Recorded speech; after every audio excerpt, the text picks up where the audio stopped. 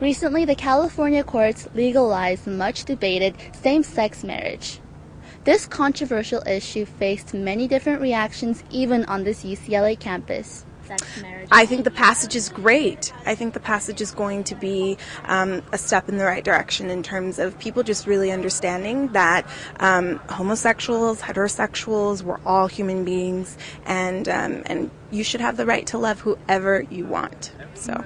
What took them so long, basically, is my opinion. I think it's great. I think it's about time. I think it's a reality. I support it 100%. The population in California is really diverse in terms of race, class, gender, and sexuality. And in order to really provide and fulfill the needs of your population, you kind of have to reassess like the really outdated policies and structures that are at place within the state of California, as well as in the nation too. Well, being gay myself, I think it's really important to educate the campus on gender and sexuality issues that not a lot of people are very aware of. I feel like a lot of people may be associated with either their friends or family or anything like that, but I think there's a greater need for conscious awareness and conscious raising about the issue. I think that what has happened in San Francisco in terms of, the amount of people that are now coming out, Ellen DeGeneres, to get married there and other celebrities as well, I think it's fantastic. And I think it shows definitely a tremendous amount of progress socially that our country is going through. So I'm really, really excited about that. I feel like California is a really flagship state, so hopefully, this will kind of send a message to the other states throughout the nation that, hopefully within time they could follow suit, and maybe one day, hopefully one day, gay marriage will be legal in the entire nation. Just another barrier that has fallen and allowed complete equality for people of all sexual orientation. If speaking for the International Society for Krishna Consciousness, we believe that all types of sexuality are made by God, that they come from God, and they're part of God's creation, and they shouldn't be rejected, but sexuality should be controlled.